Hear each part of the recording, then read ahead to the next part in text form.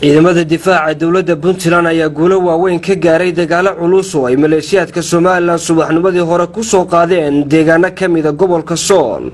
ciidamada ayaa horumar wanaagsan oo dhanka dagaalka ka gaaray jiidaha dagaalka, waxaana ciidamadu si toos ah dib ugu qabsadeen maleeshiyaadka Soomaaliland deegaanka Tukaraq oo ay la wareegeen horaantii sanadkani. cutubiyada sida gaarka u tababaran ee ciidamada Puntland ayaa guushan waxay ka gaareen dhammaan aagagii dagaalka ee degmada Tukaraq iyo deegaanada ku dhadhow.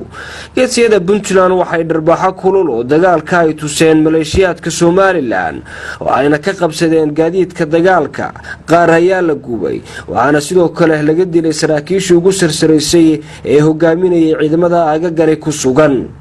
ujeedada duulaanka qariska xoornimo ee ay soo qaadeen maleeshiyaadka Hargeysa ayaa ku qotomay xuduud beeleedkii gumaystaha Ingiriiska, laakiin guutooyin u carbisan dagaalka ay la kulmeen kuwaasoo waxba kama jiraan ka dhigay damaca foosha xun. dawladda Puntland war-saxaafadeed ay soo saartay waxay ku cadeysay inay difaacayso dhulkeeda, isla markaasina aysan ogolaan doonin inta ka mid ah dhulka Puntland ay ku jiraan maleeshiyaadka maamulka Hargeysa. qorshuhuna yahay sidii 12 sano kadib calanka Puntland iyo kan Jamhuuriyadda Soomaaliya looga taagi lahaa magaalada Laascaanood iyadoo laga xoreynayo cadawga Soomaalidiidka.